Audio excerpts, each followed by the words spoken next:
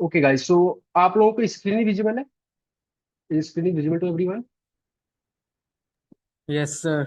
Okay, thank you. So please यार, जो webcam open करके पढ़ सकते हो प्लीज वेबकैम ओपन कर लो, सो डैट की थोड़ा क्लास और भी इंटरेक्टिव रहे। और जहां पे भी आपको कोई डाउट रहता है या कुछ भी पूछना हो तो आप हैंड रेज करके पूछ सकते हो, या मैं कुछ पूछ रहा हूँ आपसे या कोई चीज कि आपको समझ में आया नहीं आया तो उसका भी प्लीज आप रिप्लाई करना एक्टिवली, सो डैट की क्लास थोड़ा इंटरेक्टिव रहे और पढ़ाने में और आपको पढ़ने में दोनों में मजा आए। ठीक है, चलिए। सो जैसा कि मैंने आपको बताया कि आज जो है पहला क्लास है इंट्रोडक्टरी एमएमई का, सॉरी इंट्रोडक्टरी माइक्रो इकोनॉमिक्स का। तो सबसे पहले मैं थोड़ा सा आप लोगों को मतलब 2 मिनट में लूंगा कि आपको माइक्रो में पढ़ना क्या है और मैं किस तरीके से आप लोगों को क्लासेस प्रोवाइड करूंगा वो मैं आपको समझा देता हूँ। ओके। तो सबसे पहले मैं बात करता हूँ कि आपका जो सिलेबस है माइक्रो का वो टोटल 4 यूनिट के अंदर में डिवाइड किया गया है, जो कि ऑलरेडी आपने कॉलेज में देख लिया होगा, कॉलेज में मतलब आपके प्रोफेसर ने बता दिया होगा।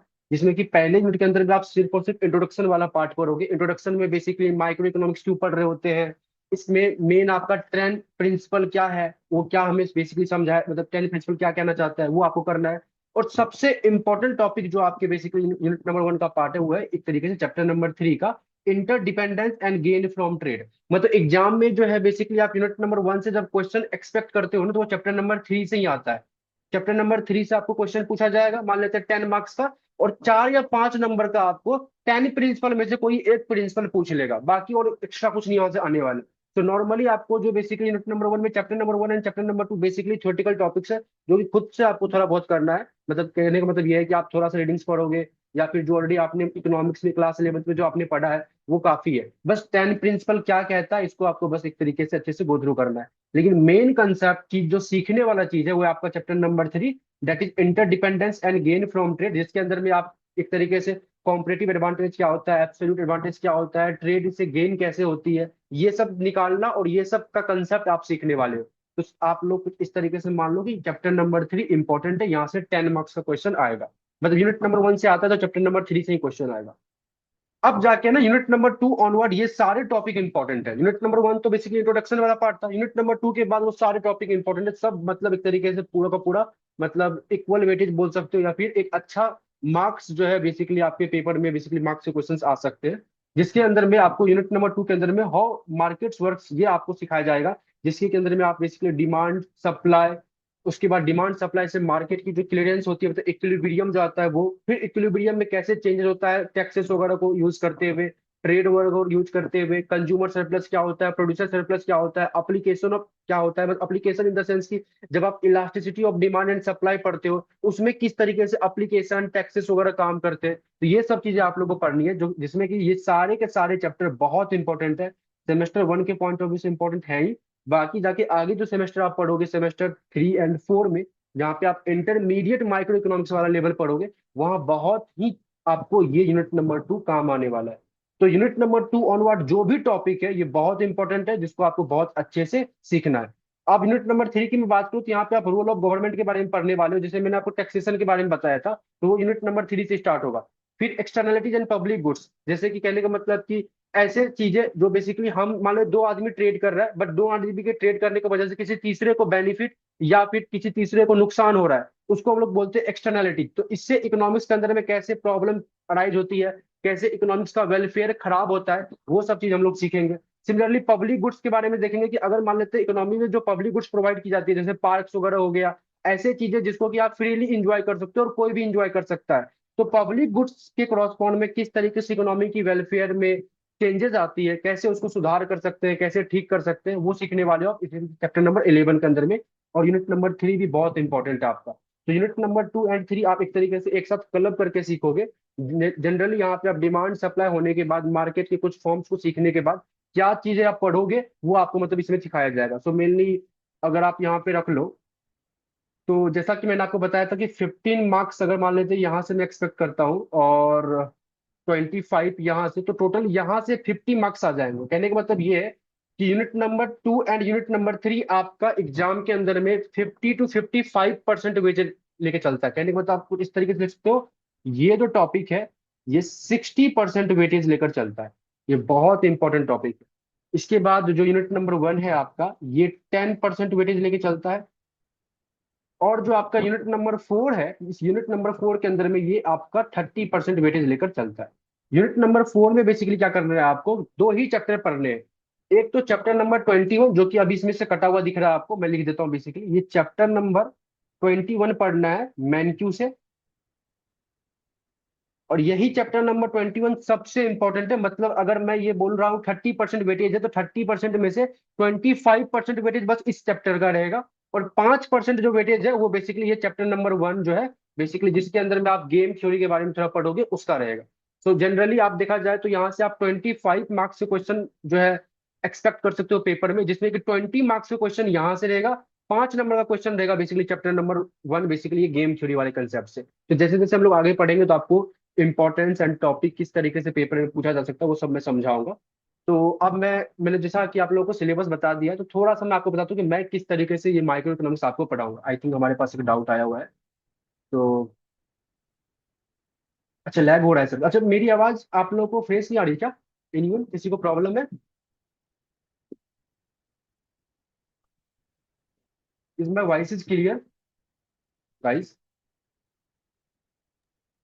सर क्लियर है, सर क्लियर है। क्लियर है? अच्छा, डिस्प्ले क्लियर है, स्क्रीन आप लोगों को दिख रहा है अच्छे तरीके से? सब क्लियर है सर, सब क्लियर है। Okay, thank you. तो माइट भी आपके बैकएंड से कोई इंटरनेट प्रॉब्लम होगा ओप्पो, आई थिंक। आप प्लीज अपना नाम चेंज कर लो अपने नाम से, सो दैट कि मुझे एक तरीके से आपको बुलाने में अच्छा लगे। एंड सर मैं ट्राई करता हूँ कि अच्छे तरीके से करूँ। यस, सर ये पोर्शन कब तक खत्म हो जाएगा सर? मतलब एग्जाम हमको कब है और ये कब खत्म हो जाएगा पोर्शन? बताता हूँ माइक्रो का। बाकी एमएमई एंड स्टैट्स का जो सिलेबस आपका वो एग्जाम के 1 महीने पहले खत्म हो जाएगा। 1 महीने बिल्कुल आपको बस प्रीमियम क्लासेस दी जाएंगी, जिसके अंदर में मतलब हमारा प्रीमियम क्लासेस चलता है, जिसमें आप क्वेश्चंस की प्रैक्टिस करते हो, एग्जाम स्टाइल क्वेश्चंस करते हो, पास्ट ईयर क्वेश्चंस करते हो, प्रीमियम क्वेश्चंस करते हो, ये सब चल रहा होता है। तो 1 महीने पहले तक आपका हर एक कोर पेपर की जो पूरी की पूरी सिलेबस है वो कंप्लीट हो जाएगा। और हो सकता है कि आपका मिड टर्म ब्रेक जो होने वाला है अक्टूबर के अंदर में, तो अक्टूबर तक भी आपका ये पूरा का पूरा सिलेबस कंप्लीट हो जाए। ठीक है, चलिए। सो माइक्रो इकोनॉमिक्स हम लोग कैसे पढ़ेंगे वो मैं आपको समझाता हूँ, ध्यान से देखो। माइक्रो इकोनॉमिक्स के अंदर में मैंने ना यूनिट नंबर 1, यूनिट नंबर 2 और यूनिट नंबर 3, ये 3 टॉपिक के क्लासेस अपलोड कर दिया है ऑलरेडी। तो कहने का मतलब ये है कि यूनिट नंबर 2, यूनिट नंबर 3 एकदम बढ़िया तरीके से, और यूनिट नंबर 1 का चैप्टर नंबर 3 जो सबसे इंपॉर्टेंट है वो, मैंने ये चैप्टर नंबर 1 एंड 2 जो थियोरेटिकल टॉपिक्स थे जहाँ पे बेसिकली बेसिक चीजें बताई गई है, वो मैंने अपलोड नहीं किया हुआ है। बट यूनिट नंबर 1 के चैप्टर नंबर 3 का topic, unit number 2 and unit number 3, ये पूरा का पूरा मैंने अपलोड कर दिया है। लाइव क्लासेस की रिकॉर्डिंग मैंने अपलोड कर दी है।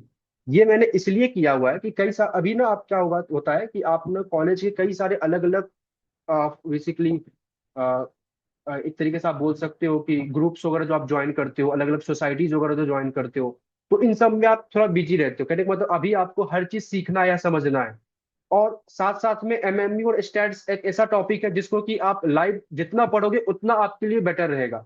तो माइक्रो का मैंने एक ऑप्शन आपको दिया है कि यूनिट नंबर 2 एंड 3 आप अपने प्रीफरेंस के अकॉर्डिंग पढ़कर कंप्लीट कर सकते हो। इसमें भी आप लोगों की लाइव क्लासेस होंगी, या फिर आप ऐसा समझ सकते हो कि इसमें भी कोई डाउट्स होता है तो उसकी लाइव क्लासेस मैं लूंगा। बट जनरली मैं क्या करूंगा, अभी अभी आपके लिए यूनिट नंबर 1 का chapter number 3, unit number 2 and unit number 3 पूरा कंप्लीट एप्लीकेशन पे मैंने अपलोड कर दिया है। तो 70% सिलेबस आपका अपलोड हो चुका है, लाइव क्लासेस की रिकॉर्डिंग जो लास्ट ईयर हुई हुई थी। और जो आपका यूनिट नंबर 4 है, मैं यहाँ से अभी लाइव क्लास स्टार्ट करूंगा, मतलब चैप्टर नंबर 21 जो मैनक्यू है, यहाँ से मैं स्टार्ट करूंगा। तो सबसे पहले मैंने बेसिकली हम लोग ये पढ़ने वाले हैं लाइव क्लास के अंदर में, लेकिन आपके कॉलेज में तो यहाँ से स्टार्ट होगा। तो आप कॉलेज में पीछे ना रहो, आपके इंटरनल असेसमेंट में कोई प्रॉब्लम ना आए, इसके लिए मैंने यूनिट नंबर 1, 2 एंड 3 ये पहले से अपलोड कर दिया हुआ है। अब इससे ना मैं थोड़ा सा आपको ये समझा देता हूँ कि आपको क्लासेस की एक्सेस कहाँ से लेनी है और किस तरीके से आप देख पाओगे। तो सबसे पहले तो आपको ना, मैं अभी मतलब मैंने ऑलरेडी पहले भी शेयर कर दिया था, मैं दोबारा से शेयर कर दूंगा कि कौन से एप्लीकेशन आपको अलग अलग डिवाइसेस के लिए, मतलब अगर आपके पास आईओएस का डिवाइस है तो क्या डाउनलोड करना है, एंड्रॉयड का डिवाइस है तो क्या डाउनलोड करना है, वो आपको समझा दूंगा। जैसे आप एप्लीकेशन को डाउनलोड करते हो और अपने नंबर से लॉगिन करते हो, तो सबसे पहला जो आपके पास डैशबोर्ड दिखेगा वो कुछ ऐसा दिखेगा, जिसके अंदर में आप बेसिकली एसआईजी क्लासेस के डैशबोर्ड पे आते हो। तो कुछ इस तरीके से प्रीफरेंस आपको दिख रहा होगा। आपको क्या करना है, सबसे पहले स्टोर के ऑप्शन में जाना है, जो कि सबसे नीचे और आपको मिड में दिखेगा यहाँ पे।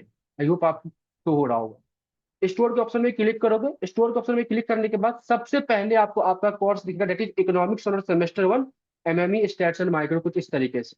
जिसमें कि आपको ये फी दिख रहा होगा 5500, जो कि स्टैट्स का फी है। आपको मैं बता दूं कि आपका एमएमई एंड माइक्रो, इन दो पेपर की live classes are absolutely free, पूरे सिलेबस की। तो पूरा सिलेबस एमएमई और माइक्रो का जो लाइव क्लासेस होगा वो ओपन रहेगा, तो आप आराम से लाइव क्लासेस को ज्वाइन करके फ्री में पढ़ सकते हो। बट स्टैट्स जो है वो पेड कोर्स है, जिसकी फीस है 5500। तो जो जिनको स्टैट्स का भी एक्सेस चाहिए होगा उनको तो ये पेमेंट करनी है, बट किन्हीं बच्चों को नहीं, स्टैट्स नहीं चाहिए, स्टैट्स को कॉलेज से कर लेंगे या कहीं और से आप कर पा रहे हो, कोई भी अलग मेथड है। तो आप जनरली क्या करोगे, बस इस इकोनॉमिक्स यूनिट सेमेस्टर वन वाले फोल्डर को ओपन करोगे। ओपन करने के बाद कुछ इस तरीके से आपको ऑप्शन दिखेगा, थर्ड डैशबोर्ड। मतलब पहले आपने, ये आपके पास आया, आप स्टोर के ऑप्शन में गए तो आपके पास सबसे ऊपर आपका सेमेस्टर वन का फोल्डर दिखेगा। इसको जैसे आप क्लिक करोगे तो क्लिक करने के बाद कुछ इस तरीके से ये डैशबोर्ड दिखेगा। सबसे ऊपर आप देखना ओवरव्यू के बगल में ये कंटेंट का ऑप्शन है, तो आपको इस कंटेंट के ऑप्शन में क्लिक करना है। कंटेंट के ऑप्शन में जब आप क्लिक करोगे तो आपको कुछ इस तरीके से कुछ दिखेगा, मतलब कि तीन डिफरेंट फोल्डर्स दिखेंगे। इन्हीं तीन डिफरेंट फोल्डर में से एक फोल्डर आपका क्या है, माइक्रो का, एक है एमएमई का, एक है स्टैट्स का। और आप साफ साफ देख पा रहे हो कि अभी जो भी एमएमई माइक्रो के अंदर में मैंने वीडियो अपलोड कर रखा है वो सारे के सारे अनलॉक है, इसलिए आपको फ्री कंटेंट दिख रहा है। तो आप यहां से बेसिकली क्लिक करने के बाद सारी वीडियोज अनलॉक है, तो विदाउट पेमेंट भी आप क्लासेस देख सकते हो। बट नॉट दैट, मैं अगेन रिपीट कर रहा हूँ, recording classes are not free. ये कुछ दिनों के लिए ही आपका एमएमई का जो लाइव क्लासेस है वो ओपन रहेगा। इंट्रोडक्टरी माइक्रो इकोनॉमिक्स की जो है मैं लगभग 2-3 महीने तक ओपन रखूंगा, क्योंकि मैंने जैसा आपको बताया कि यूनिट नंबर 1 एंड 2 एंड 3 आपको मैंने रिकॉर्डिंग के फॉर्म में दी हुई है, तो आप यहाँ से इसको कंप्लीट कर सकते हो। लेकिन कुछ दिनों के बाद ये रिकॉर्डिंग लॉक हो जाएंगे, तो इस बात को ध्यान रखिए। जैसे कि अभी ना धीरे धीरे बच्चे ज्वाइन हो रहे हैं, स्टूडेंट्स नए नए बच्चे आ रहे हैं, तो जो क्लासेस ऑलरेडी हो चुकी है उसकी उसको रिकॉर्डिंग देखनी पड़ेंगी। तो वो रिकॉर्डिंग के लिए मैंने अभी फिलहाल सारे के सारे वीडियोज को अनलॉक रखा हुआ है, लेकिन बाद में ये लॉक हो जाएगा। सिर्फ और सिर्फ live classes are free, not recorded lecture. Application से आप जब क्लासेस देखते हो आने वाले 1 महीने 1.5 महीने के बाद, तो आपको क्या करना पड़ेगा, पे करना पड़ेगा। एटलीस्ट आपको, अगर आप स्टैट्स का एक्सेस लेते हो तो ऑटोमेटिकली आपको इन तीनों ही पेपर का एक्सेस मिल जाएगा। कहने का मतलब कुछ इस तरीके से। और जो शुरुआत से बच्चा स्टैट्स का एक्सेस लेता है तो उनको शुरुआत से ही पे करना पड़ेगा, कुछ इस तरीके से फॉर्म चल रहा है। यस, किसी को डाउट एनीवन? आई थिंक नहीं, यूट्यूब पे क्लासेस नहीं होगी। यूट्यूब पे बेसिकली क्लास मतलब सारे पेपर का एक एक क्लास मैंने एक तरीके से आप लोग को दिया हुआ है। तो आप बेसिकली वहां से बस एक तरीके से आप डेमो क्लास और यू कैन से पहला क्लास का इंट्रोडक्शन आप ले सकते हो। यस, बेसिकली आपको बेसिकली ना 5500 पे करना होता है। अगर आप मुझे मैसेज करके मेरे बैकएंड से आप एक्सेस लेते हो तो आपको ओनली 5500 पे करना होता है। और अगर आप एप्लीकेशन के थ्रू एक्सेस लेते हो तो एक इंटरनेट हैंडलिंग चार्जेस होती है, तो आपको 5661 आपको पे करना होता है। Clear Vivo? प्लीज वीवो अपना नाम यार ऐड कर लो, बार बार वीवो अनाउंस करने में एकदम बेकार लग रहा है। सबको समझ में आ गई क्लासेस कहाँ से आपको देखनी है? खास करके इंट्रोडक्टरी माइक्रो इकोनॉमिक्स का जो यूनिट नंबर 1, 2 एंड 3 की रिकॉर्डिंग क्लासेस है वो किस तरीके से आप देखोगे, ये क्लियर है? ये गाइस क्लियर है? कोई डाउट एनीवन?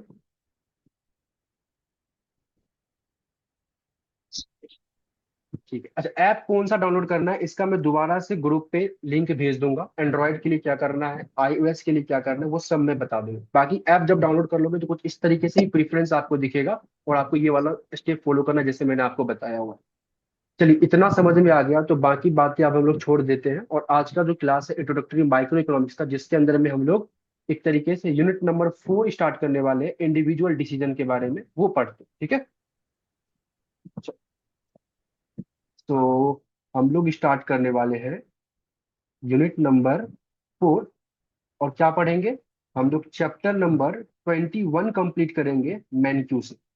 ये नाम से बस एक ही चैप्टर है, बट इसमें इस पर्टिकुलर टॉपिक को कंप्लीट करने के लिए, चैप्टर को कंप्लीट करने के लिए कम से कम हमें हम लोगों को 6, 7 या 8 क्लास लेने पड़ेंगे, क्योंकि ये चैप्टर नंबर 21 जो है ना ये बहुत इंपॉर्टेंट है। सेमेस्टर वन के पॉइंट ऑफ व्यू से इंपॉर्टेंट है ही, बट सेमेस्टर 3 के अंदर में जब आप कंज्यूमर थ्योरी पढ़ोगे माइक्रो इकोनॉमिक्स का, तो बस एक टॉपिक कंज्यूमर थ्योरी कम से कम आपको 40 घंटे में कंप्लीट होगा, मतलब 40 क्लासेस लेनी पड़ेंगी तब जाके एक टॉपिक कंप्लीट होता है उसका। तो वो अच्छे से समझ में आए इसके लिए आपको चैप्टर नंबर 21 अच्छे से पढ़कर जाना है। मतलब एक तरीके से जो आपने क्लास 11th में पढ़ा है उसी को आप रिकॉल करोगे, और उसी में कुछ चीजें और अच्छे तरीके से ऐड ऑन करके पढ़ने वाले हैं। तो हम लोग करने वाले हैं अभी चैप्टर नंबर 21।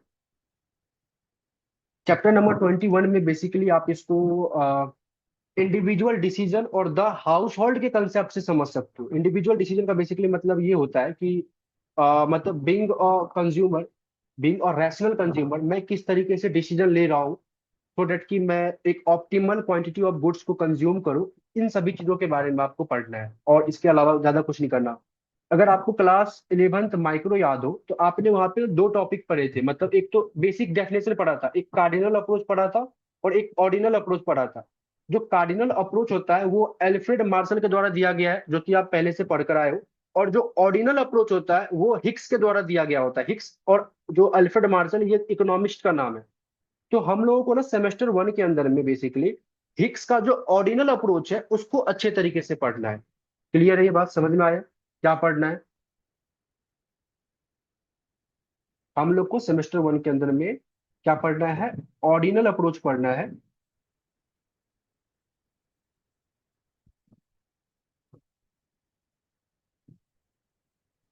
ऑर्डिनल अप्रोच पढ़ना है और ये किसके द्वारा दिया गया है? तो हिक्स के द्वारा दिया गया है। तो जनरली मैंने आपको बस थोड़ा सा ओवरव्यू दे दिया और कुछ नहीं। ओके, अच्छा, एक चीज, एक क्वेश्चन आया था अभी, बच्चों का डाउट आया कि सर बेसिक से पढ़ा दीजिए। जो भी मैं पढ़ाऊंगा ना बिल्कुल बेसिक से पढ़ाऊंगा। मतलब कि आप जो बच्चे के पास क्लास 11th 12th में इकोनॉमिक्स है या नहीं था, उससे कोई फर्क नहीं पड़ता। जिनके पास इकोनॉमिक्स था उनको भी ज्यादा कुछ नहीं आता, और जिनके पास नहीं था तो उनका तो मतलब बात ही अलग है। तो इसलिए आप जब बेसिकली इन सभी रिकॉर्डिंग भी देखोगे ना, यूनिट नंबर 1 के, 2 के, 3 के, तो इसमें भी मैंने बहुत बेसिक से स्टार्ट किया है। आप लोग क्लास 11 में डायरेक्टली आप डिमांड कर बनाते थे, बट मैंने ये डिमांड कर बना कैसे, इसका क्या मतलब है, पहले इसका बेसिक समझाया, तब डिमांड कर पे हम आए, फिर जाके डिमांड करके एप्लीकेशन पे आए। तो बिल्कुल आपको समझ में आएगा, जो चाहे आपके पास इकोनॉमिक्स है या नहीं है, आपको आराम से समझ में आएगा। देखिए, तो सबसे पहले हम लोग चैप्टर नंबर 21 मैनक्यू के अंदर में, ऑर्डिनल अप्रोच के अंदर में एक टॉपिक जो करने वाले हैं, वो पढ़ने वाले क्या है? वेल बिहेव्ड प्रेफरेंस के बारे में। Well behaved preference.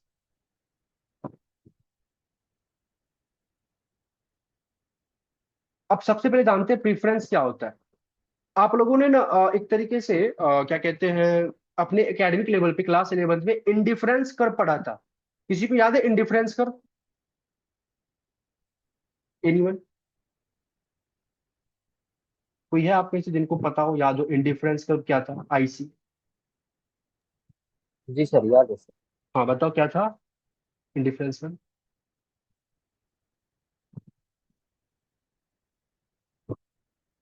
अच्छा, अगर याद हो या रिकॉल करना चाहते हो तो क्या याद, कुछ इस तरीके से याद है। हमारे पास एक इंडिफरेंस कर किसी भी दो गुड्स को रिप्रेजेंट करता था। जैसे लेटर सपोज मैंने लिखा यहाँ पे एक गुड एक्स है, एक गुड वाई है। तो दो गुड्स के बंडल को इंडिफरेंस कर डिफरेंट कॉम्बिनेशन के बंडल को रिप्रेजेंट करता था। मान लेते हैं ये IC1 है, इस IC1 के कई सारे पॉइंट्स होंगे और हर एक पॉइंट पे दो गुड्स का एक बंडल होगा। क्लियर? मान लेते हैं इस पॉइंट पे है X1 Y1, इस पॉइंट पे है X2 एंड Y2, इस तरीके से।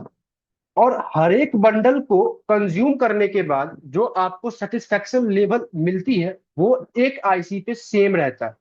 तो हम लोग कहते थे कि जो इंडिफरेंस कर्व होता है वो डिफरेंट कॉम्बिनेशन ऑफ बंडल को शो करता है, which give you equal level of satisfaction. ये याद है? जैसे फॉर एग्जांपल, ये मान लेते हैं जो गुड एक्स है ना, ये है बर्गर, और मान लेते हैं ये जो है पिज्जा है। तो मैंने बोला एक बंडल ए है, इस ए बंडल पे ना बर्गर हम लोग 1 कंज्यूम कर रहे हैं और पिज्जा हम लोग 5 कंज्यूम कर रहे हैं। तो एक बर्गर और 5 पिज्जा खाने से जो मेरे को सेटिस्फेक्शन मिलेगा, जैसे ही मैं इस बी पॉइंट पे आऊंगा तो साफ साफ देखो दिख रहा है कि बी पॉइंट पे मैं क्या कर रहा हूँ, बर्गर की क्वांटिटी बढ़ गई और पिज्जा की क्वांटिटी कम हो चुकी है। तो बी पॉइंट पे हो सकता है कि बर्गर 2 हो गया होगा, पिज्जा 3 हो चुका होगा। तो मैंने एक को बढ़ाया, दूसरे को बस कम किया। अच्छा, एक को बढ़ाया, बर्गर जैसे मैंने बढ़ाऊंगा तो मेरी सेटिस्फेक्शन बढ़ेगी, लेकिन मेरे को एक आईसी पे सेटिस्फेक्शन लेवल सेम रखना है तो मेरे को पिज्जा को कम करना पड़ेगा। तो पिज्जा पहले 5 था तो अब आ गया 3। तो मैं अब बेसिकली बी पॉइंट पे 2 पीस बर्गर और 3 पीस पिज्जा खा रहा हूं। तो जितना सेटिस्फेक्शन लेवल मेरे को ए पे मिल रहा था, सेम लेवल ऑफ सेटिस्फेक्शन मेरे को बी पे भी मिलेगा। बस फर्क क्या है? तो ए पे जो बंडल था और जो बी पे बंडल था ये अलग अलग है। ए पे बंडल था एक बर्गर 5 पिज्जा का, बी पे जो बंडल था वो था 2 बर्गर और 3 पिज्जा का। तो इसी पर्टिकुलर कर्व को हम लोग बोलते हैं इंडिफरेंस कर्व। इंडिफरेंस कर्व आपको दो अलग अलग गुड्स के डिफरेंट कॉम्बिनेशन ऑफ बंडल को शो करता है, जिसपे कि आपको सेम लेवल ऑफ सेटिस्फेक्शन मिलती है। क्लियर? सभी को समझ में आया इंडिफरेंस कर्व क्या होता है? Yes sir. क्लियर है? Very good. अब ध्यान से देखो, तो यहाँ पे जो प्रीफरेंस का मतलब है ना, ये प्रीफरेंस का मतलब इंडिफरेंस कर्व से ही है, कि किसी भी पर्टिकुलर इंडिविजुअल का जो प्रीफरेंस होगा उसी को हम लोग इंडिफरेंस कर्व से शो करते हैं। तो प्रेफरेंस का मतलब तो इंडिफरेंस कर्व है, लेकिन वेल बिहेव्ड का क्या मतलब होता है?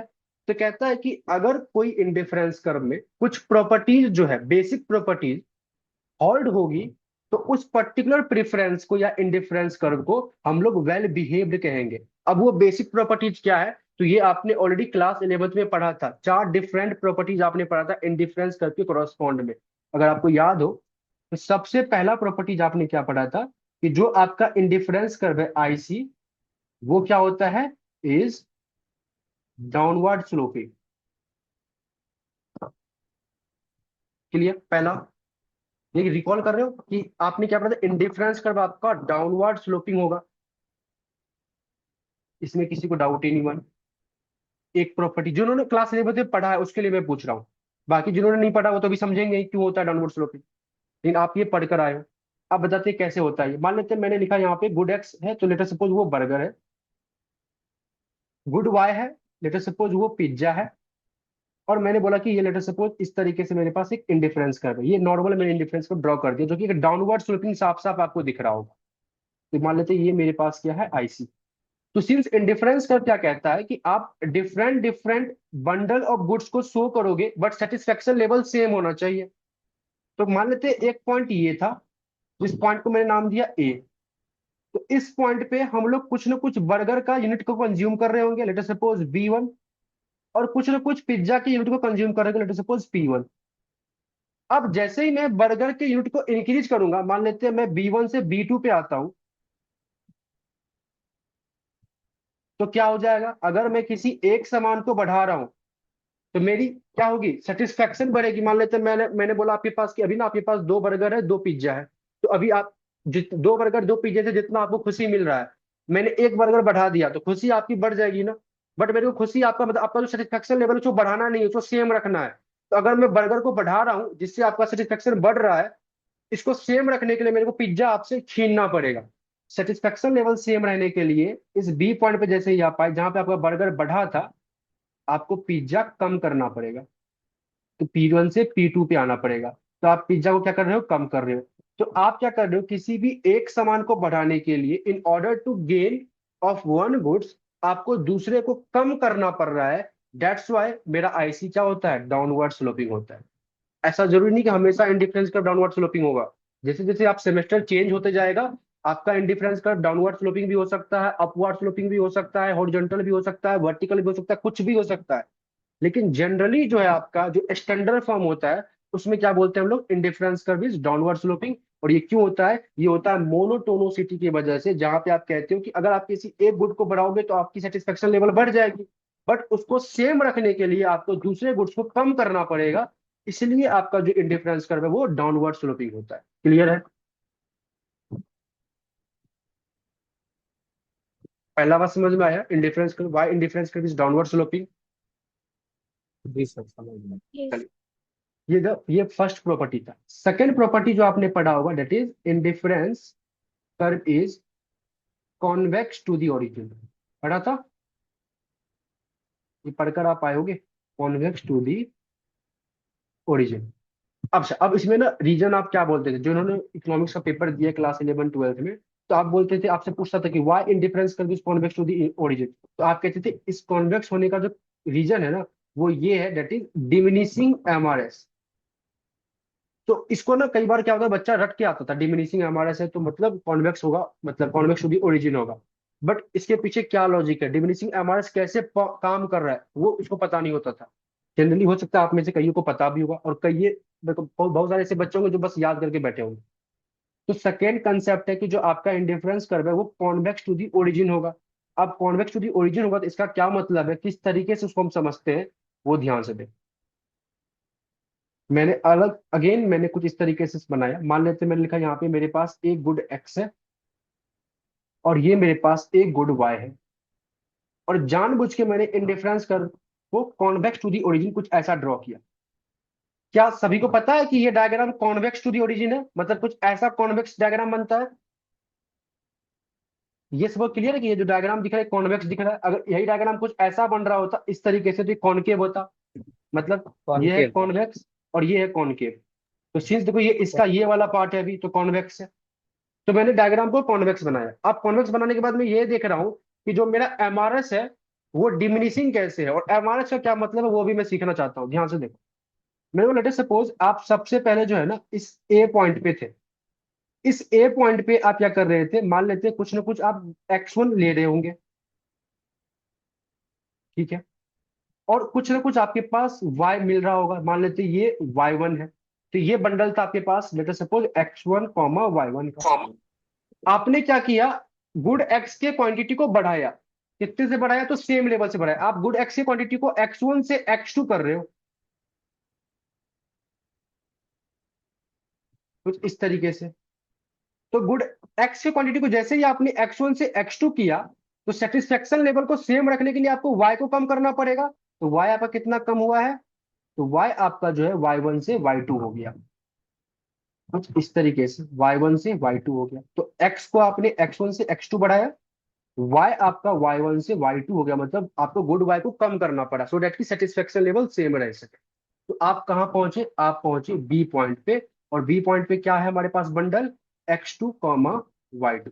सिमिलरली मैं अगेन x को सेम लेवल से बढ़ाता हूं, मान लेते हैं मैंने सेम लेवल मान लेते ये आया, तो अब साफ साफ दिख रहा होगा सेम लेवल है। तो दिस इज x3, मैं एक्स को सेम लेवल से बढ़ा रहा हूँ। मैं देखना चाहता हूँ वाई अब मेरा क्या कितना कम होगा। तो फिर से जब मैंने एक्स को बढ़ाया, x2 से मैंने x3 किया, तो मेरी सेटिस्फेक्शन लेवल बड़ी होगी। बट मेरे को उसको सेम रखने के लिए क्या करना पड़ेगा, y को अगेन कम करना पड़ेगा। तो y को भी जो कम करूंगा तो इस तरीके से आएगा, y से y2 से y3। इस तरीके से y मेरा इस बार इतने से कम हुआ, और जाके मैं कहाँ पे पहुंच गया हूँ, मैं पहुंच गया हूँ इस सी पॉइंट पे। और सी पॉइंट पे बंडल क्या है, x3 कॉमा वाई। अब ध्यान से समझते हैं ये एमआरएस का क्या कंसेप्ट है, ठीक है। जो आपका एमआरएस है, एमआरएस का मतलब होता है मार्जिनल रेट ऑफ सब्स्टिट्यूशन, ये हो गया फुल फॉर्म। बट इसका मतलब क्या होता है, इसका मतलब होता है कि आपको मतलब ये एक तरीके से वो रेट आपको बताता है जिस रेट पे आप किसी एक गुड्स के कंजम्पशन को जब आप बढ़ाते हो तो दूसरे गुड्स को कितना सेक्रीफाइस करोगे। This is the meaning of MRS. Marginal rate of substitution is the rate at which one unit या one good must be sacrificed in order to have a extra unit of another good. तो कहने का मतलब मान लेते हैं यहाँ पे अनदर गुड एक्स था, तो गुड एक्स का एक्स्ट्रा यूनिट लेने के लिए आपको दूसरे गुड के यूनिट को कम करना पड़ेगा। तो किस जिस रेट से आप ये कम करोगे उसी रेट को बोलते हैं हम लोग एमआरएस। तो मान लेते हैं मैं जब ए से लेके बी पॉइंट के लिए, ए से लेके जब बी पॉइंट पे आए और इसके लिए जब मैं एमआरएस निकालना चाहूंगा, तो सबसे पहले मैं ये क्या देखूंगा कि मैंने गुड एक्स को कितना बढ़ाया, मतलब जो गुड मेरे लिए बढ़ा था वो कितना बढ़ा था। क्या मैं कह सकता हूँ ए से जब बी पॉइंट पे आए तो जो आपका गुड एक्स था वो x1 से x2 हो गया। तो चेंज जो हुआ हुआ आपके गुड एक्स में वो कुछ इस तरीके से होगा, x2 minus x1। This is the change of good x. कि पहले आप x1 लेने को मान लेते ये 10 होगा, ये मान लेते 15 है, तो 15 माइनस 10, तो 5 यूनिट से आपने गुड एक्स को बढ़ाया। लेकिन इस गुड एक्स को बढ़ाने के लिए आपको बदले में गुड वाई कितना सेक्रीफाइस करना पड़ा। तो क्या मैं कह सकता हूँ गुड वाई मेरे को सेक्रीफाइस करना पड़ेगा, डेट इज y2 माइनस में y1। मान लेते हैं पहले ये होता 100, अब ये हो गया मान लेते हैं 70। तो 70 माइनस में 100 एक तरीके से -30, तो 30 यूनिट मेरे को मतलब गुड वाई क्या करना पड़ेगा, सेक्रीफाइस करना पड़ा। तो इसको हम लोग बोलते हैं एमआरएस। तो जिस रेट से आपने किसी एक गुड को जब बढ़ाया तो दूसरे रेट को जो आपने क्या कर रहे हो फॉल जो कर रहे हो। और एमआरएस आपका नेगेटिव आएगा। नेगेटिव क्यों आएगा, क्योंकि नीचे देखो x2 minus x1, since x2 बड़ा है तो x2 माइनस x1 ये तो पॉजिटिव आएगा। लेकिन ऊपर वाला जो न्यूमरेटर है आपका, तो y2 माइनस y1, तो यहाँ पे y2 छोटा होगा y1 बड़ा होगा, तो किसी छोटे से बड़े को माइनस करोगे तो ऊपर नेगेटिव आएगा। तो ओवरऑल जो ये बेसिकली वैल्यू होगी वो नेगेटिव होगी। और अगर ओवरऑल वैल्यू नेगेटिव है तो इट मीन्स की यही बताता है आपका कि ये डाउनवर्ड स्लोपिंग आ रहा है। तो सबसे पहले तो एमआरएस ये देख रहे हैं कि किसी एक गुड्स को जब मैंने बढ़ाया था तो दूसरे गुड को मैंने कितना सेक्रीफाइस किया। अब सिमिलरली जब मैं ये ए से बी पे आया था तो कुछ ऐसा सिनेरियो हुआ। अब मैं जो है बेसिकली क्या कर रहा हूँ, बी से सी पे आ रहा हूँ। जब मैं बी से सी पे आऊंगा तो यहाँ पे जब मैं एमआरएस निकालूंगा तो अगेन मैं क्या देखूंगा कि मैंने गुड एक्स को कितना बढ़ाया, X2 से X3 पे हम आए, तो मतलब मेरे पास जो चेंज इन गुड एक्स रहा होगा वो X3 माइनस X2 रहा होगा। इसके बदले में मेरे को गुड वाई कितना कम करना पड़ा, तो मैं Y2 से Y3 पे आया हुआ हूँ, तो Y3 से Y2 इनका डिफरेंस ये मेरे पास आया होगा चेंज इन गुड वाई। अब मेरे को एक बात बताओ, X2 माइनस X1 और X3 माइनस X2, अगर मैं सेम रेट से गुड एक्स को बढ़ा रहा हूं तो क्या इन दोनों के जो डिनोमिनेटर वाली वैल्यू है वो सेम होगी? ये डिफरेंस और ये डिफरेंस, क्या ये दोनों सेम है? बोलो गाइस। I think. ठीक है। लेकिन अगर मैं न्यूमरेटर के बारे में बात करूं तो क्या मैं कह सकता हूं जो ऊपर वाला न्यूमरेटर था, जब आप ए से बी पे आए थे तो वाई में जो चेंज आया वो बहुत बड़ा का आया होगा, और जब नीचे वाला था आपका, जब Y2 से आप Y3 आए तो ये थोड़ा सा छोटा चेंज था, तो क्या मैं कह सकता हूँ कि ये इसकी वैल्यू बड़ी होगी? मान लेते हैं ये कुछ इस तरीके से रहा होगा 50/5, तो ये रहा होगा एक तरीके से आपके पास 30/5, तो 50/5 का आया होगा वैल्यू 10, 30/5 का आया होगा 6। यहाँ पे बेसिकली मुझे पता है कि ये जो टर्म आएंगे वो नेगेटिव वैल्यू आई होगी, बट जब भी हम लोग कंपेयर करते हैं एमआरएस को, यू कैन से स्लोप को, तो हमेशा इसके मतलब एब्सोल्यूट टर्म को कंपेयर करते हैं। तो मैंने रफली एग्जांपल लिया कि यहाँ पे 10 आया होगा, यहाँ पे 6 आया होगा, तो क्या मैं कह सकता हूँ कि जैसे जैसे आप आगे बढ़ते गए जो आपका एमआरएस था वो फॉल करता गया 10 से 6। अगेन थोड़ा और आगे बढ़ते, मान लेते हैं आप X3 से X4 पे आते, आपने एक्स को सेम लेवल से बढ़ाया अगेन, लेकिन आप जब वाई देखोगे तो वाई देखो थोड़ा सा और कम से बढ़ा है, Y3 से Y4, तो यहाँ पे जो आपके पास आता वो और कम आ जाता। तो हम हमारा क्या हो रहा है, हमारा जो एमआरएस है वो डिमिनिशिंग हो रहा है, और जब भी एमआरएस डिमिनिशिंग होता है तो ऑन दैट टाइम जो आपका कर्व बनता है वो एक convex to the origin curve बनता है। अगर यही कर्व कॉनकेव बनता तो ये एमआरएस आपका डिमिनिशिंग ना होके एमआरएस आपका इंक्रीजिंग होता। इस चीज को भी आप यहाँ पे देख लो, देख सकते हो। मैंने क्या किया, लेटर सपोज मैं अगेन एक कर्व ड्रॉ कर रहा हूँ, मैंने लिखा यहाँ पे ये गुड एक्स है, ये मान लेते हैं गुड वाई है, और मैंने जानबूझकर आईसी बना दिया कॉनकेव, अच्छे तरीके से बनाते इसको कुछ इस तरीके से, मान लेते हैं ये इंडिफरेंस कर दो। यस, आईसी कॉनकेव हो सकता है, ऐसा नहीं कि नहीं हो सकता, हो सकता है। अपवार्ड भी हो सकता है, वर्टिकल हो सकता है, हॉरिजॉन्टल हो सकता है, किसी भी शेप में हो सकता है। जैसे आप सेमेस्टर 3 में आओगे तो डिफरेंट डिफरेंट आईसी आप सीखोगे, बट सेमेस्टर 1 में आपको डिफरेंट डिफरेंट नहीं सीखना, एक ही लेवल को बस सीखना है। तो जब मैं यहाँ पे देखूंगा तो मैं यहाँ पे क्या देख रहा हूँ कि मान लेते हैं मेरे पास ये X1 था, तो मेरे पास ये Y1 था, दिस इज बंडल ए। जैसे ही मैं X1 को बढ़ाऊंगा सेम यूनिट से, X1 से X2, तो Y1 मेरा कम होगा, बट देखो पहले बहुत कम कम हुआ है। सिमिलरली जब मैं X2 को बढ़ाऊंगा X2 से X3, तो Y1 मेरा कम होगा, लेकिन इस बार थोड़ा ज्यादा से कम होगा। सिमिलरली मैं X3 से X4 पे आऊंगा, X4 यहाँ मैं X को सेम से बढ़ा रहा हूँ, बट Y मेरा देखो धीरे धीरे बढ़ता जा रहा है। सिमिलरली मान लेते X4 से मैं X5 पे आऊंगा, अगेन ये मैग्नीट्यूड सेम है, बट मेरा Y देखो कितना कम हो गया। तो यहाँ पे जब मैं निकालूंगा एमआरएस, तो एमआरएस में क्या होगा, जो न्यूमरेटर का चेंज है वो पहले छोटा रहेगा, फिर बड़ा होगा, फिर बड़ा होगा और बड़ा होगा, तो इट मीन्स जो स्लोप आएगा वो पहले छोटा, फिर बड़ा, फिर बड़ा, फिर बड़ा, तो ये एक तरीके से इंक्रीजिंग एमआरएस हो रहा है। लेकिन ऊपर वाले में क्या हुआ था कि पहले आपका बड़ा था, फिर बाद में छोटा, फिर धीरे धीरे धीरे धीरे छोटा हो रहा है, तो इसको बोलते हैं डिमिनिशिंग एमआरएस। तो जब भी आपका एमआरएस डिमिनिशिंग होगा तो on that time indifference curve आपका कॉन्वेक्स टू दी ओरिजिन बनेगा। ये इसके पीछे का लॉजिक। क्लियर है गाइस? हमारे पास आई थिंक एक डाउट सर है। एमआरएस और एमआरटी में डिफरेंस क्या होता है सर? तो फिर दोनों सेम ही है? एमआरएस दोनों सेम नहीं है, एमआरएस हम लोग कंज्यूमर के पॉइंट ऑफ व्यू से देखते हैं और एमआरटी हम लोग प्रोड्यूसर के पॉइंट ऑफ व्यू से देखते हैं। Thank you. ठीक है, क्लियर है? चलिए, सो आई थिंक हमारे पास है कि हाँ क्लास की रिकॉर्डिंग सुमित होगी, बट ये एप्लीकेशन पे अपलोड होगा, ये पहली क्लास है तो ये यूट्यूब पे भी आ जाएगा, लिंक मैं ग्रुप पे शेयर करूंगा। ओके। तो इंडिफरेंस कब क्या होगा, एक तो कॉन्वेक्स टू दी ओरिजिन होगा, वो क्यों होता है, वो डिमिनिशिंग एमआरएस की वजह से होता है, उसके पीछे का लॉजिक क्या है आई होप आप लोगों को समझ में आ गया होगा। और ये लॉजिक समझ में आ गया हो तो इसको कितना भी तोड़ मोड़ के मैं आगे चल के सिखाऊंगा तो आपको अच्छे से समझ में आएगा हर चीज। अच्छा, अब यहाँ पे ये समझ में आ गया ना, तो मैं कुछ चीज निकालना चाहता हूँ। क्या निकालना चाहता हूँ, ध्यान से देखो। मैं यहाँ से ये कहना चाहता हूँ कि जब हम लोग एमआरएस निकाल रहे थे, तो एमआरएस निकालने के लिए हम लोग क्या करते थे, हम लोगों ने देखा कि मेरे गुड एक्स में क्या चेंज आया। तो गुड एक्स को मतलब कहने का मतलब X two minus X one, क्या मैं X two minus X one को यहाँ पे लिख रहा हूँ, M R S is equal to X two minus X one को मैं क्या चेंज इन एक्स लिख सकता हूँ, कि मैंने गुड एक्स में क्या चेंज लाया। और सिंस गुड एक्स में चेंज लाने की वजह से जो मेरे सेटिस्फेक्शन में डिफरेंस आया होगा, तो उस सेटिस्फेक्शन लेवल को फिर से सेम रखने के लिए मेरे को गुड वाई में चेंज लाना पड़ा। तो ये रहा गुड वाई में चेंज। तो गुड वाई में चेंज को मैं चेंज इन वाई लिख सकता हूँ। और सिंस मुझे पता है कि ये डाउनवर्ड स्लोपिंग कर्व है, तो इसकी वैल्यू नेगेटिव आएगी, तो मैंने यहाँ पे लिख दिया नेगेटिव। नेगेटिव बस इतना बता रहा है कि जो आईसी बनेगा वो डाउनवर्ड स्लोपिंग बनेगा।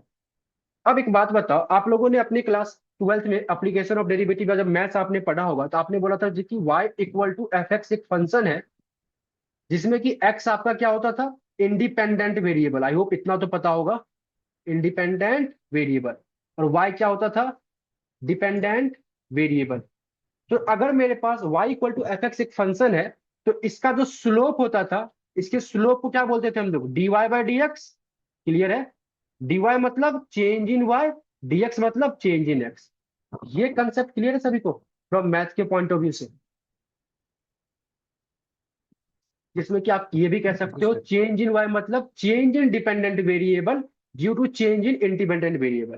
अच्छा, यहाँ पे आप क्या कर रहे थे, अपने मन से आप क्या कर रहे थे, गुड एक्स को बढ़ा रहे थे ना, कि मैं अगर गुड एक्स को बढ़ाऊंगा तो मेरी सेटिस्फेक्शन लेवल बढ़ेगी। बट मेरे को सेम एक आईसी पे सेटिस्फेक्शन लेवल को सेम रखना है, तो मेरे को गुड वाई को कम करना पड़ेगा। तो एक्स को आप अपने मन से बढ़ा रहे थे, लेकिन सेटिस्फेक्शन लेवल को सेम रखने के लिए वाई जो है आपका इस एक्स के अकॉर्डिंग कम हो रहा था, मतलब वो एक्स पे डिपेंड करता था। तो क्या मैं कह सकता हूं यहाँ पे भी क्या कंसेप्ट लगा है, change in independent variable upon में चेंज इन डिपेंडेंट वेरिएबल, कुछ ऐसा ही सिनेरियो दिख रहा होगा। ऊपर इंडिपेंडेंट, नीचे डिपेंडेंट। तो क्या मैं कह सकता हूं ये जो एमआरएस है, दिस इज नथिंग बट इस आईसी का स्लोप है। और ये आपने थियोरेटिकली पढ़ा भी होगा अपने एकेडमिक लेवल पे क्लास 11 पे, कि इंडिफरेंस कर्व का स्लोप क्या होता है, तो एमआरएस होता है, that is marginal rate of substitution. Clear. तो क्या मैं अब यहां से कह सकता हूं कि जो स्लोप ऑफ इंडिफरेंस कर्व होगा वो क्या होगा, एम आर एस होगा, जिसकी एक तरीके से न्यूमेरिकल टर्म्स में कैसे शो करेंगे, that is change in Y upon में चेंज इन एक्स। जहां पे ये जो बाहर का नेगेटिव है ये क्या बताता है, जो इंडिफरेंस कर्व है वो आपका डाउनवर्ड स्लोपिंग है। दैट्स क्लियर है गाइस, ये वाला पार्ट।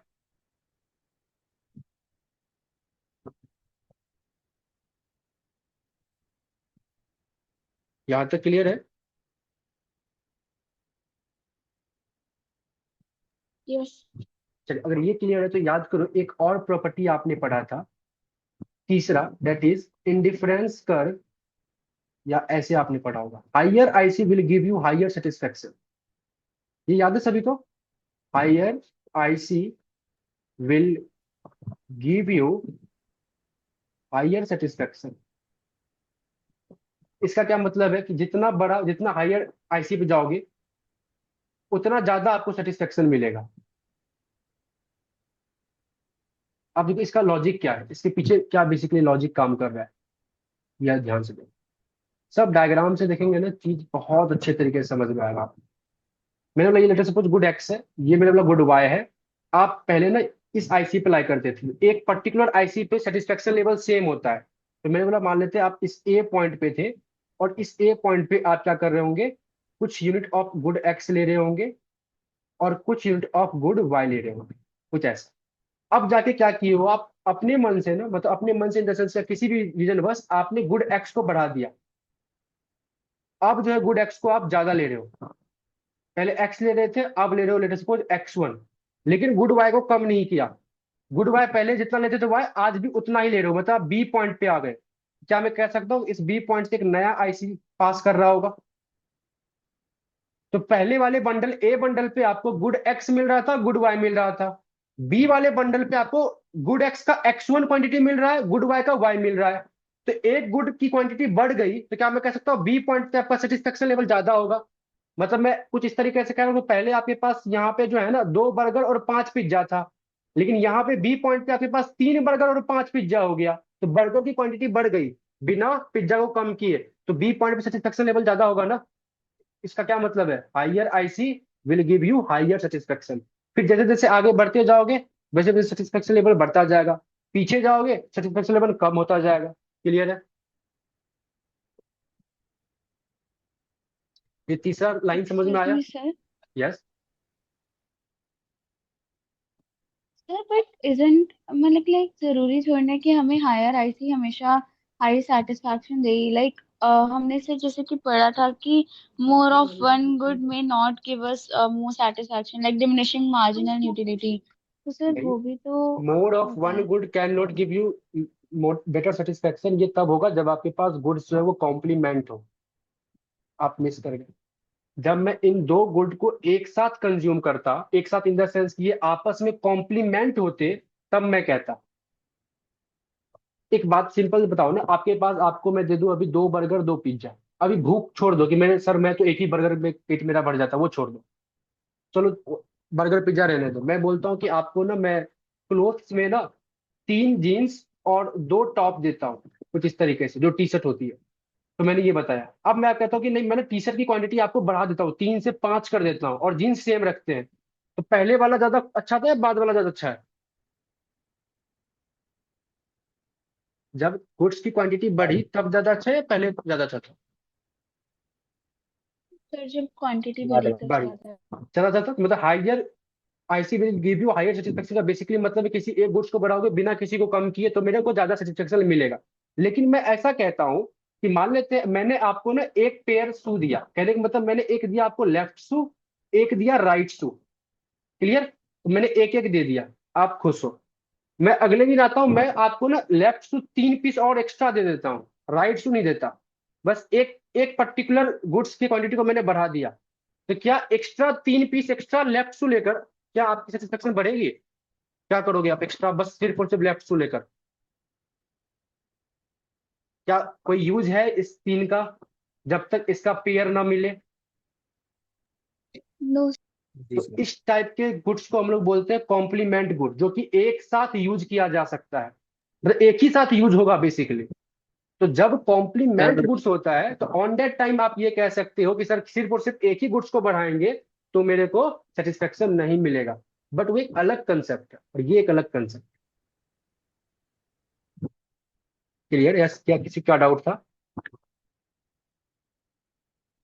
Yes sir sir. जैसे कि कार एंड पेट्रोल बिल्कुल, कार एग्जांपल। एंड पेट्रोल आप ले सकते हो, बट कार एंड पेट्रोल ना ज्यादा कॉम्प्लीमेंट में नहीं जाता। हम लोग क्लास लेवल पे पढ़ लेते हैं टी एंड कॉफी को सब्स्टिट्यूट, कार एंड पेट्रोल को कॉम्प्लीमेंट, लेकिन एक्चुअली में वो सा कॉम्प्लीमेंट या सब्स्टिट्यूट में नहीं होता। बट हाँ, लेफ्ट शू एंड राइट शू एक तरीके से बेस्ट एग्जांपल हो सकता है कॉम्प्लीमेंट गुड्स के लिए। अच्छा, उसमें भी आप में से कोई ऐसे हो सकते हैं बहुत होशियार बच्चा, कहेंगे सर किसी किसी पर्टिकुलर बच्चे के पास जो या किसी पर्टिकुलर आदमी के पास मान लेते राइट पैर हो ही ना, तब तो उसके लिए लेफ्ट शू ही सबसे बेटर है। तो लेफ्ट शू बढ़ाते जाओ, उसकी सेटिस्फेक्शन लेवल बढ़ती जाएंगी। तो ऐसा भी हो सकता है अगर आप सोचो तो, मतलब कुछ भी हो सकता है। बट कॉम्प्लीमेंट एंड सब्स्टिट्यूट के लिए अपना एक कंसेप्ट होता है, एक पर्टिकुलर थ्योरी आप पढ़ रहे होते हो, एक लॉजिक पढ़ रहे होते हो, और वो लॉजिक एक तरीके से जब मेंटेन होता है किसी पर्टिकुलर प्रीफरेंस में या किसी गुड्स में, तब उस गुड्स को हम लोग कहते हैं कि वो गुड्स परफेक्ट कॉम्प्लीमेंट है या परफेक्ट सब्स्टिट्यूट। क्लियर? कहने का मतलब ये है कि मतलब जो मैंने ये एग्जांपल दिया है ना, तो इसका भी मैंने एक तरीके से इसका भी कॉन्ट्रडिक्शन है। कोई बच्चा आप में से उठ के कहता कि सर मान लेते हैं ये ना जूता वो पहन रहा है जिसके पास राइट पैर है ही नहीं, तो उसके लिए तो जितना लेफ्ट बढ़ाऊंगा उतना बढ़ेगा, अच्छा है। अब आप बोलोगे sir T and coffee is the perfect substitute, but मैं कहूंगा मैं तो कॉफी पीता ही नहीं, बस टी ही मैं पीता हूँ, तो फिर कॉफी तो चला गया हवा में ना। तो एग्जाम्पल से चीजें बस समझ सकते हैं बट वो कंडीशन नहीं हो सकता। क्लियर?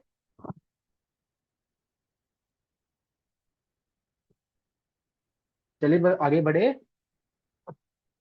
चलिए, आई होप आपको यहाँ पे समझ में आ गया होगा। अच्छा, एक और हम लोगों ने पढ़ा था property, that is two indifference curve can never intersect to each other. ये भी याद है कि दो इंडिफरेंस कर्व कभी आपस में इंटरसेक्ट नहीं करते। अब ये क्यों नहीं करते? Due to transitivity. ठीक है, ये अच्छे से पढ़ोगे आगे चल के। बट अभी आप समझ सकते हो ड्यू टू ट्रांजिटिविटी। अब लेकिन इसको समझते हैं कि क्यों नहीं हो रहा है ये। मान लो तो मैंने बोला कि यहाँ पे ना आपके पास एक गुड एक्स है, यहाँ पे मैंने बोला ये लेट सपोज गुड वाई है, ठीक है। मैंने बोला लेट सपोज एक आईसी ये है, आईसी 1, और मैंने बोला एक आईसी ये है, आईसी 2। मैंने एक पॉइंट लिया ये वाला ए पॉइंट, इस ए पॉइंट पे कोई ना कोई बंडल होगा। एक पॉइंट मैंने लिया ये बी, जो इन दोनों के इंटरसेक्शन पे लिया है, तो इस बी पॉइंट पे कोई ना कोई बंडल होगा। और एक पॉइंट मान लेते हैं, मैं ले लेता हूँ लेटर सपोज ये सी, और एक पॉइंट मैं ले लेता हूँ ये डी। कुछ इस तरीके से मैं मान लेता हूँ, ले लेता हूँ, कुछ मैंने सिनेरियो ले लिया। अब ध्यान से देखो, क्या मैं ऐसा कह सकता हूं कि जितना मेरे को सेटिस्फेक्शन ए वाले बंडल से मिलेगा उतना ही सेटिस्फेक्शन मेरे को बी वाले बंडल से भी मिलेगा, क्योंकि जो ये ए बंडल है और जो ये बी बंडल है वो सेम आईसी 1 पे लाई करता है। बोलो। नहीं बोल सकते। क्यों नहीं बोल सकते? एक अगर सेम आईसी पे दो पॉइंट्स है, आईसी का इंडिफरेंस का डेफिनेशन ही तो ये होता है कि डिफरेंट डिफरेंट कॉम्बिनेशन आपको बता रहे हैं जिसपे कि सेटिस्फेक्शन लेवल सेम हो। यही तो डेफिनेशन होता है आईसी का। तो क्यों नहीं बोल सकते? बोल सकते हैं ना। बोल सकते हैं सर। सिमिलरली मैं जब आईसी 2 पे जाऊं तो आईसी 2 पे ये डी पॉइंट और बी पॉइंट ये दोनों लाई कर रहा है, तो मैं ऐसा कह सकता हूं कि जो डी पे सेटिस्फेक्शन मिल रहा होगा और जो बी पे मिलेगा ये भी आपस में सेम होगा। लेकिन क्या ए और डी, आईसी 2 और आईसी 1 के जो ए पॉइंट है और ये डी पॉइंट है, इन दोनों पे सेटिस्फेक्शन लेवल सेम है? No sir. नहीं, यहाँ पे सेम नहीं है, ये दोनों अलग अलग आईसी पे लाई करते हैं। तो अगर मैं ये कहता हूं कि जो ए है वो बी के बराबर है और जो डी है वो भी बी के बराबर है, तो ए जो है वो डी के बराबर होना चाहिए ना। अगर राइट हैंड साइड बराबर है तो ये बराबर होना चाहिए ना ड्यू टू ट्रांजिटिविटी। बट ये बराबर नहीं है, इसीलिए हम लोग बोलते हैं कि two IC can never be intersect. Clear? अगर इंटरसेक्ट कर लेता है तो ये इंडिफरेंस कर्व का जो बेसिक डेफिनेशन होता है वही गलत हो जाएगा, जो कहता है कि एक आईसी पे सेम लेवल ऑफ सेटिस्फेक्शन वाला कंसेप्ट वो अलग हो जाएगा। क्लियर?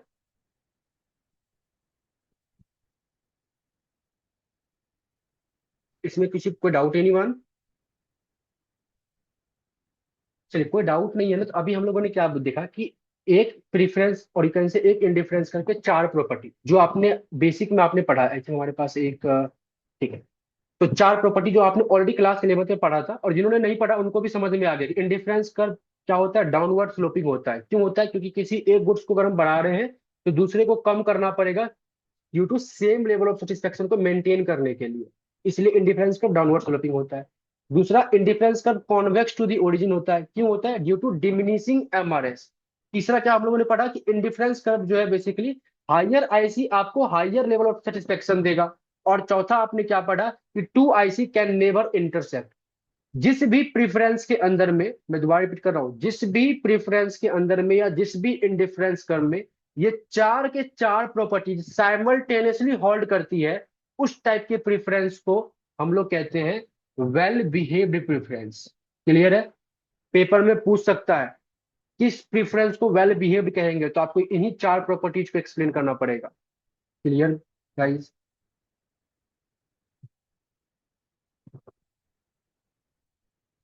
ये समझ में आया कि यस कौन से सर। प्रेफरेंस को वेल बिहेव्ड कहते हैं?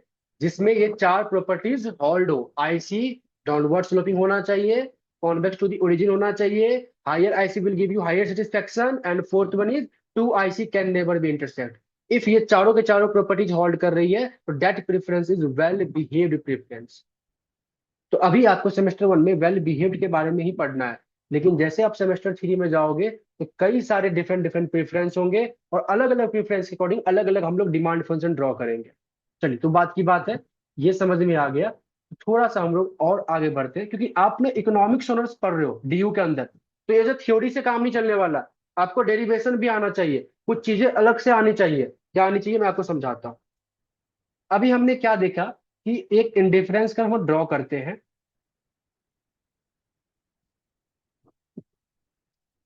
मैंने बोला ये लेट सपोज गुड एक्स है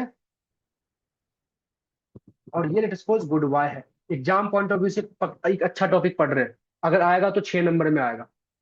ध्यान से देखो, मतलब ये सपोज ये मैंने एक आईसी ड्रॉ कर दिया, IC1। तो आई इंडिफरेंस का डेफिनेशन क्या करता है, ये डिफरेंट कॉम्बिनेशन ऑफ गुड्स के बंडल को शो करता है विच will give you same level of satisfaction.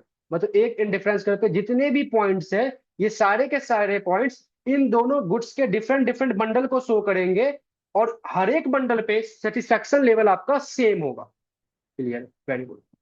तो मैंने बोला लेट सपोज आप पहले ना इस ए पॉइंट पे थे, बहुत अच्छा है। इस ए पॉइंट पे आप क्या कर रहे थे, कुछ ना कुछ गुड एक्स का ले रहे होंगे क्वांटिटी। मान लेते आप गुड एक्स ले रहे होंगे X1, और कुछ ना कुछ गुड वाई ले रहे होंगे, गुड वाई ले रहे होंगे आप Y1। तो इस बंडल पे आप ले रहे हैं X1 कॉमा Y1। अब क्या हुआ कि आपकी किसी पर्टिकुलर रीजन की वजह से आपका मन चेंज हो गया, टेस्ट एंड प्रेफरेंस चेंज हो गया, कुछ भी ऐसा हुआ, आपने गुड एक्स की क्वांटिटी को बढ़ा दिया। बढ़ा के आप गुड एक्स की क्वांटिटी को यहाँ पे आ गए। मतलब गुड एक्स आप क्या कर रहे हो, अब ले रहे हो X1 से लेकर X2। तो आप इस बी पॉइंट पे आ रहे हो। तो इंडिफरेंस का क्या कहता है कि अगर आपको सेटिस्फेक्शन लेवल सेम रखना है तो किसी एक गुड को बढ़ाए हो, इससे सेटिस्फेक्शन बड़ी होगी, तो आपको दूसरे को कम करना पड़ेगा।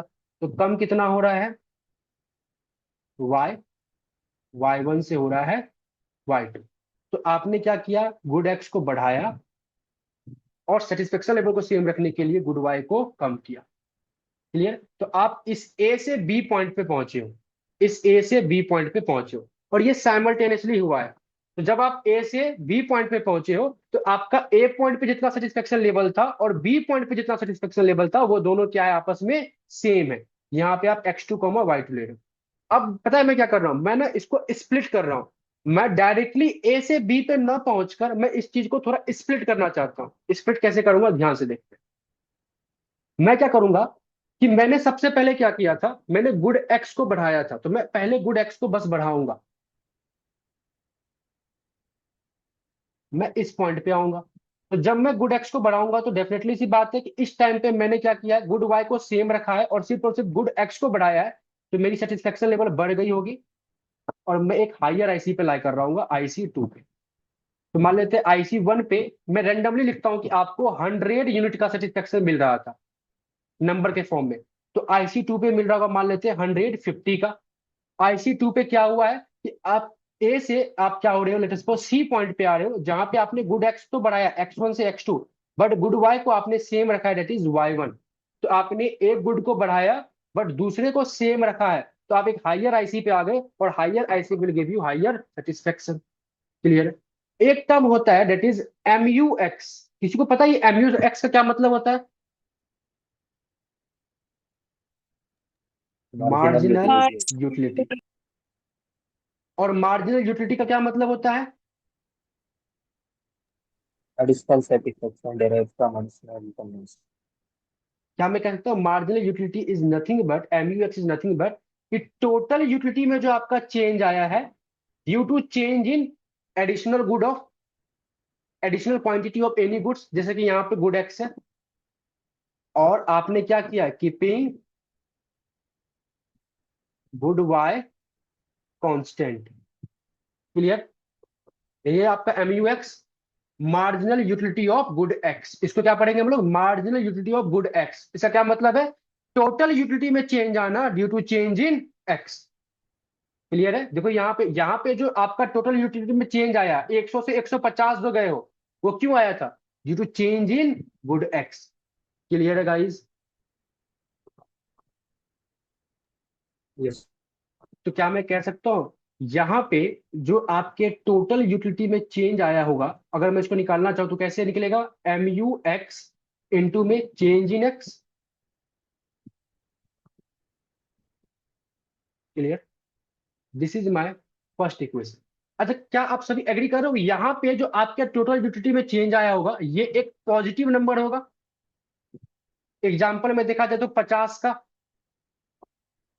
TU में जो चेंज आया कैसे आया, अगर मैं यहाँ पे चेंज इन TU निकालू, टोटल यूटिलिटी, पहले आपको जो यूटिलिटी मिलता था, मतलब कि एक तरीके से चेंज कैसे निकालते हैं लोग, न्यू माइनस ओल्ड।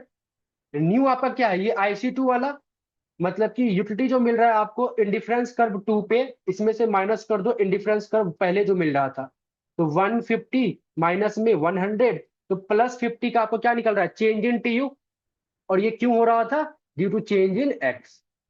समझ में आ गया? अब हम लोग निकालते हैं, एक और टर्म लिखते हैं, that is M U of Y. M U of Y का क्या मतलब होगा? कि टोटल यूटिलिटी में चेंज होगा due to change in Y, और इस टाइम पे आप क्या करना, कीपिंग एक्स को कांस्टेंट रखना, कीपिंग गुड एक्स कांस्टेंट। अच्छा, एम यू आई का मतलब marginal utility of good Y. तो अब इसको मैं क्या कर रहा हूं, तो पहले मैंने गुड एक्स को क्या किया था, बढ़ाया था। अब मैं गुड एक्स को कम करना चाहता हूं। तो अगर मैं गुड एक्स को मैंने बढ़ाया था जिससे कि यूटिलिटी मेरी सेटिस्फेक्शन लेवल बढ़ी थी। अब मैं अपने सेटिस्फेक्शन लेवल को कम करना चाहता हूं। मतलब कि कहने का मतलब मैं इस सी पॉइंट पे आना चाहता हूँ। ये सॉरी, ये सी था तो ये डी पॉइंट लिख लो, ये डी पॉइंट पे आना चाहता हूँ। तो डी पॉइंट पे क्या रहा होगा? गुड एक्स सेम रहा होगा, गुड वाई कम हो गया होगा। मतलब कि यहाँ पे गुड एक्स तो सेम रहा होगा बट गुड वाई कम रहा होगा। मतलब पहले जब हम ए से बी पे जा रहे थे तो एक्स और वाई दोनों चेंज कर रहे थे, बट मैंने क्या बोला, इसको स्प्लिट कर देते हैं। पहले मैं एक्स को बढ़ा देता हूं तो मैं इस पॉइंट पे आऊंगा, फिर जाके मैं वाई को कम कर देता हूं तो मैं इस पॉइंट पे आऊंगा। तो क्या मैं कह सकता हूँ यहां से भी एक आईसी पास हो रहा होगा, IC3। और सिंस ये लोअर इंडिफरेंस कर्व है तो इस पे सेटिस्फेक्शन लेवल कम मिल रहा होगा। कम क्यों मिल रहा होगा? क्योंकि एक सामान को आपने सेम रखा और दूसरे को कम कर दिया। तो मतलब कहने का मतलब बर्गर तो सेम है, पिज्जा आपसे मैंने छीन लिया तो आपकी सेटिस्फेक्शन लेवल कम हो गई है। तो कहने का मतलब वही बताएगा ये कि टोटल यूटिलिटी में चेंज आया due to change in Y keeping good X constant. और आप अगर सभी एग्री करो तो अगर मैं यहां से चेंज इन टी यू निकालू तो क्या होगा? एम यू वाई इंटू में चेंज इन वाई। और क्या सभी एग्री करते हो कि इस टाइम पे जो टी यू में चेंज आपका रहा होगा वो एक नेगेटिव का हो रहा होगा? कैसे? मान लेते हैं यहाँ पे आ गया होगा 50। तो जब आप न्यू माइनस ऑल्ड करोगे, न्यू क्या है आपका 50, ऑल्ड क्या था 100, तो 50 माइनस 100 -50 आएगा। क्लियर है गाइस ये बात? यस। अच्छा ये क्लियर है। एक बात बताओ, अगर मेरे को ए से बी पॉइंट पे आना है, ए पॉइंट बी पॉइंट पे बंडल अलग अलग है बट सेटिस्फेक्शन लेवल सेम है। तो अगर मेरे को ए से बी पॉइंट पे आना है तो क्या मैं कह सकता हूं कि जब आप सी पे गए थे तो जितने से आपका टीयू में चेंज आया था, और जब आप डी पे आए थे तो उतने ही लेवल से आपका टीयू में अपोजिट साइड में चेंज आना चाहिए। सी पे जाने से जितने से टीयू आपका बढ़ा था, डी पे आने से उतने से डी टीयू आपका कम होना चाहिए। तब जाके इन दोनों को जब मिक्सअप करोगे, मिलाओगे, तो आप इस बी पॉइंट पे पहुंचोगे। तो बी पॉइंट पे पहुंचोगे तो जो पुराना वाला आईसी था वो सेम सेटिस्फेक्शन यहाँ पे भी देगा।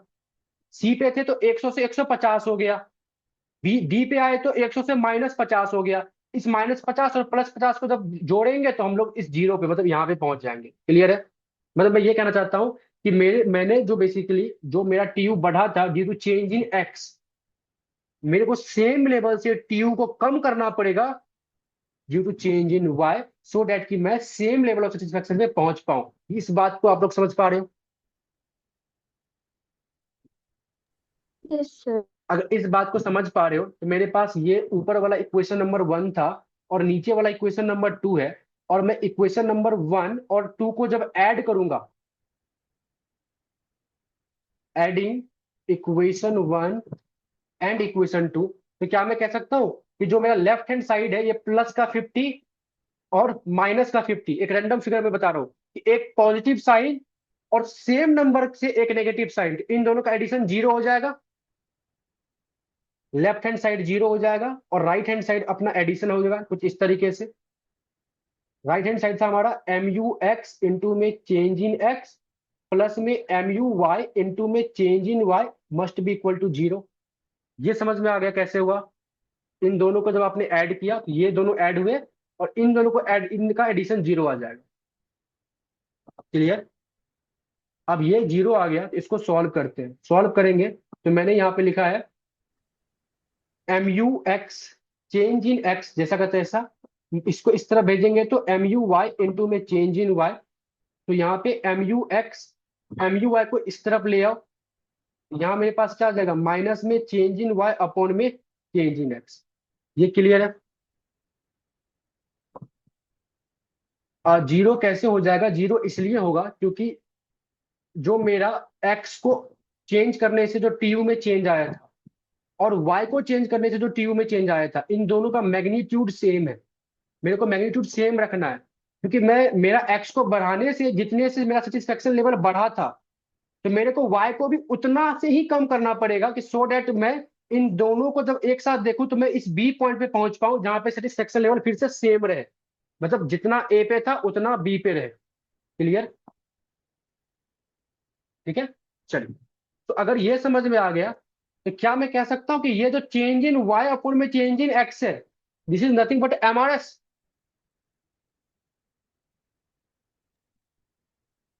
यही आपका क्या है? सर मैं MRS है। सर यस बोलो। यस गाइस, कुछ बोल रहे थे? सर लेकिन ऐसा कुछ कंपल्सन नहीं है ना सर, कि मतलब उस तरफ ही कितना, मतलब 2 यूनिट से अगर बढ़ाया तो 2 यूनिट से ही कम करना, 1 यूनिट भी यस। कम कर सकते थे ना हम नहीं लोग। नहीं, कंपलसरी है, कंपलसरी है। अगर मान लेते 2 से बढ़ाओगे ओके। और और इसको 1 से कम करोगे, तो फिर आप यहाँ पे कैसे पहुंच पाओगे? आपको आफ्टर पहुंचना तो यहीं पे है ना, जहां पे सेटिस्फेक्शन लेवल क्या हो, सेम रहे। यहाँ पे सेटिस्फेक्शन लेवल सेम, यहाँ पे भी सेम, तो इसका मतलब इन दोनों का डिफरेंस क्या है? 0 है ना। तो इन दोनों का डिफरेंस 0 लाने के लिए क्या करना पड़ेगा? जितने से ये बढ़ा है उतने से कम करना सेम पड़ेगा होना ना चाहिए। इसको। यानी ओके। तो समझ में आया? तो क्या मैं कह सकता हूँ स्लोप ऑफ इंडिफरेंस का भी नथिंग बट MRS, और जिसका फॉर्मूला क्या होता है? MU x अपॉन में MU y, जो कि क्या है? चेंज इन y अपॉन में चेंज इन x। ये आपकी एक तरीके से मैंने प्रूफ भी आपको कर दिया। अच्छा, जहां पे ये जो नेगेटिव साइन है, ये नेगेटिव साइन क्या बताता है? कि जो आपका इंडिफरेंस कर्व है वो डाउनवर्ड स्लोपिंग है। ये अभी तो आपको प्रूफ कर दिया। अभी हो सकता है कि पेपर में पूछ भी ले। सेमेस्टर 3 में इसका बहुत यूज आएगा। अच्छा, पेपर में कैसे पूछेगा? पेपर में आपसे बोल सकता है, एग्जामिनर बोल देता है आपको कि आप ऐसा करो, एक्सप्लेन कर दो कि ऐसे बोलता है।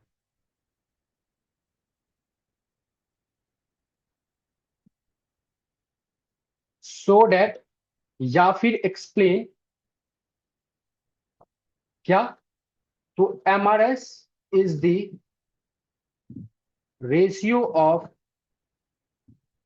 Marginal utility of both goods, या जनरली गुड्स भी लिख सकता है। क्या मैं कह सकता हूँ MRS क्या है? दोनों गुड्स के मार्जिनल यूटिलिटी का रेशियो ही तो है। तो आपको यही पूरा शो करना पड़ेगा, इसी तरीके से इसको प्रूफ करना पड़ेगा। एक डायग्राम लेना होगा, डायग्राम के पॉइंट ऑफ व्यू से समझाना पड़ेगा। और ये आता है तो 6 नंबर में आएगा क्वेश्चन। क्लियर है गाइस? तो हमने स्लोप को डिराइव किया, मतलब slope of the yes, indifference curve को डिराइव डिराइव बिल्कुल। स्लोप ऑफ आईसी को हम लोगों ने दिया। अभी तक आप स्लोप ऑफ आईसी याद करके चलते थे। स्लोप ऑफ आईसी क्या होगा? MRS, जो कि ये होगा या तो ये होगा। हमारे। लेकिन इसको आज हम लोगों ने डिराइव कर दिया, derivation of slope of indifference curve भी इसको हम कह सकते हैं। Okay sir. Clear? But sir वो सर 2 मिनट रख हमने देंगे, वो स्क्रीनशॉट लेंगे। 1 सेकेंड। यस, क्या बोल रहे थे कृति, आप बताओ। ये सिस्टम में ये पूछना चाह रहे थे कि बट यहाँ पे तो हमने ये अजम्पशन दी ना कि यहाँ पे हमारा जो TU होगा वो हम्म, एक बारी इक्वल एंड अपोजिट होगा मैग्नीट्यूड में। ये अजम्पशन नहीं ये ली है, ये कंसेप्ट है। ये कंसेप्ट किसका है? इंडिफरेंस कर्व का। इंडिफरेंस कर्व क्या कहता है? Okay. What is the definition of indifference curve? It show the different combination of two goods where equal level of satisfaction, which will give you equal level of satisfaction. तो आप अगर ऐसा कहते हो कि एक आईसी पे हर एक bundle equal level of satisfaction दे रहा है, तो हम ए से बी पे जब आएंगे, तो क्या मैं कह सकता हूँ कि चेंज इन सेटिस्फेक्शन 0 होगा? तो मैंने क्या किया, ए से जो बी पे आप आते हैं ना, इसी को बस मैंने स्प्लिट कर दिया, ब्रेक कर दिया। आप ए से बी पे जब आए थे, तो आपने X1 को X2 किया था, Y1 को Y2 किया था। X1 बढ़ाया था और Y को कम किया था। तो मैंने इसको बस बारी बारी से समझाया कि पहले मैं X1 को बढ़ाता हूं तो यहां पहुंचूंगा, फिर मैं Y1 को कम करूंगा Y2 पे तो यहां पहुंचूंगा, फिर इन दोनों को मैं जब जोड़ूंगा तो मैं यहां पहुंच जाऊंगा। तो this is the concept, definition of indifference curve का यूज करते हुए तब मैंने डिराइव किया। ये अजम्पशन नहीं है। Okay sir, got it. Clear है? तो अगर हम लोग चाहें तो एग्जाम में अगर हमें शो करना हो तो हम लोग डायरेक्टली भी लिख सकते हैं that since the satisfaction level in on A and B would remain the same on IC, तो अब हमारा change in TU minus TU would be 0।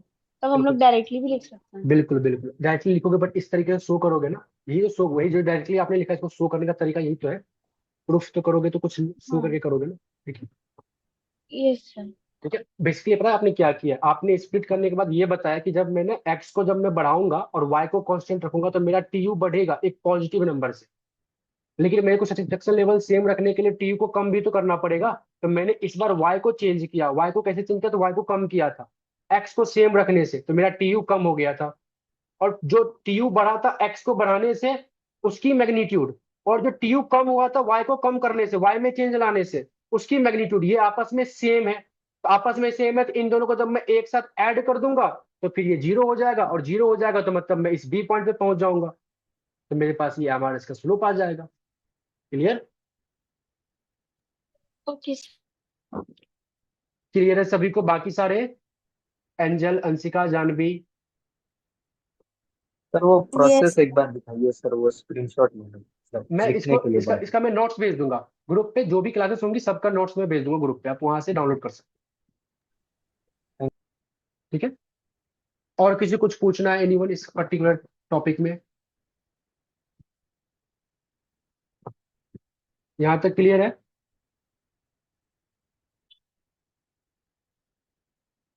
चलिए, अगर आपको यहाँ तक क्लियर है तो हम लोगों ने सबसे पहले आज की क्लास में कि माइक्रो इकोनॉमिक्स की क्लासेस कैसे होगी वो मैंने आपको समझा दिया है। सबसे पहले मैं आपको फिर से रिपीट कर देता हूँ कि आप लोग माइक्रो को अपने बलबूते मतलब अपने स्पीड के अकॉर्डिंग पढ़ सकते हो।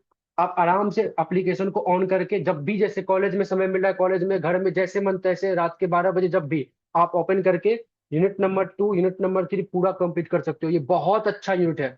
इसको जितनी बार उतनी बार आप टाइम में देख सकते हो। लेकिन ट्राई करना कि इसको आप 1 डेढ़ महीने के अंदर क्या करो, सारे क्लासेस को देख लो, क्योंकि अगर 1 डेढ़ महीने 2 महीने के बाद जब मैं क्लासेस लॉक कर दूंगा तो फिर ये फ्री में अवेलेबल नहीं होगा, जो कि मैं बार बार रिपीट कर रहा हूँ। तो आपको अभी 1 डेढ़ महीने तक मैं लॉक नहीं करूंगा, तो आराम से आप इसको अच्छे से कंप्लीट कर लो। और जो हमारी वीक में माइक्रो की एक एक क्लास होगी बस, only Monday Monday. Total week में 5 क्लास है, जिसमें कि 2 है एमएमई की, 2 है स्टैट्स की, और 1 है माइक्रो की। तो बाकी जो एक एक माइक्रो की क्लास है उसमें हम लोग तब तक यूनिट नंबर 4 कंप्लीट कर लेंगे। तो इससे क्या हो जाएगा कि आपका पूरा का पूरा सिलेबस एक ही बार में कंप्लीट हो जाएगा और आपको बहुत अच्छा खासा टाइम मिलेगा इसको क्या करने का, अच्छे से रिवाइज करने का। आपका जो बेसिकली इंटरनल होगा अपकमिंग डेज में, तो वो इसी यूनिट नंबर 2 एंड 3 से होगा डेफिनेटली। शायद ही कोई कॉलेज होगा जो कि चैप्टर नंबर 1 और 2 से ले, बट ये नहीं होगा। या तो चैप्टर नंबर 3 से लेकर चैप्टर नंबर 11 तक, इसी से बेसिकली आपका इंटरनल होगा, जिसकी क्लासेस मैंने ऑलरेडी आप लोग को अपलोड मतलब प्रोवाइड कर दिया है। साथ में मैं कुछ चैप्टर्स के जो बेसिकली ये जो रीडिंग्स है ना, तो ये मैनक्यू फॉलो किया गया है चैप्टर 1 से लेकर चैप्टर 11 तक, और साथ में जो चैप्टर नंबर 21 पढ़ रहे थे ये भी मैनक्यू ही है। तो मैं इन सभी मतलब चैप्टर्स के रीडिंग्स के बैक सॉल्यूशंस भी अवेलेबल है, जिसमें कि कुछ चैप्टर के सॉल्यूशंस मैं तो ग्रुप पे ओपनली शेयर कर दूंगा। बट बाकी चैप्टर के जो सॉल्यूशंस होंगे वो एक तरीके से पेड वाले बच्चों के लिए होंगे, मतलब जो सॉल्यूशंस है कुछ चीजों का, जो बाद में जो कुछ प्रीमियम क्लासेस वगैरह होती है जहाँ पे मैं बच्चों को जब सिलेबस कंप्लीट कराने के बाद एग्जामिनेशन के पॉइंट ऑफ व्यू से मैं पढ़ाता हूँ, तो वो सर सिर्फ और सिर्फ बिस पेड वाले बच्चों के साथ होता है। तो वो मैं पहले आप लोगों को क्लियर कर दूं। आप मतलब मेरा काम है पूरा का पूरा एमएमई और माइक्रो फ्री में पूरा सिलेबस कंप्लीट करा देना। सिलेबस कंप्लीट हो गया तो आप अपने बलबूते पे उसको अच्छे तरीके से एग्जाम के लिए प्रिपेयर हो सकते हो। बट कोई बच्चा चाहे कि नहीं मेरे से कंटिन्यू करना, तो उसके लिए फिर अलग से 1 महीने की प्रीमियम क्लासेस होती है, जिसमें अलग अलग क्वेश्चंस होते हैं, अलग अलग चीजें होती है जो आपको एग्जाम में बहुत ज्यादा हेल्प करेंगी। तो हम लोग बाद में समझेंगे। बट फिलहाल के लिए अभी आप लोग को बस ये समझना है कि आपका जो काम है यूनिट नंबर 1 से लेकर 3 तक इसको अच्छे से कंप्लीट कर लेना। एमएमई की भी जो क्लासेस जो बच्चों का मिस हो चुका है, या आने वाले कुछ दिनों में जो बच्चे नए नए ज्वाइन होंगे, तो एमएमई की भी क्लासेस मैं एप्लीकेशन पे अनलॉक रखूंगा, तो आप फ्री में देख सकते हो। सेम प्रोसेस आपको फॉलो करना है, स्टोर के ऑप्शन में जाना है, फिर सेमेस्टर 1 वाला फोल्डर पे ओपन करना है। करने के बाद आप कंटेंट के ऑप्शन में जाना। कंटेंट के ऑप्शन में जाओगे तो कुछ इस तरीके से आपको तीनों ही पेपर के फोल्डर दिखेंगे, जिसमें कि एमएमई और माइक्रो, इन पे सभी जो भी वीडियोज या क्लासेस होंगी वो सारे के सारे अनलॉक रहेंगी, तो आपको बिना विदाउट पेमेंट आप देख सकते हो। सिर्फ और सिर्फ स्टैट्स की जो क्लास रहेगी ये लॉक रहेगी, क्योंकि ये पेड वाले मतलब पेड कोर्स एक तरीके से सेमेस्टर 1। क्लियर है? और जो बच्चा स्टैट्स को देखना चाहता है तो उसको बेसिकली पेमेंट करना पड़ेगा। अगर वो पेमेंट करता है तो इसको ऑटोमेटिकली इन सब का एक्सेस उसको एग्जाम तक मिल जाता है, हर एक चीज का। Clear guys?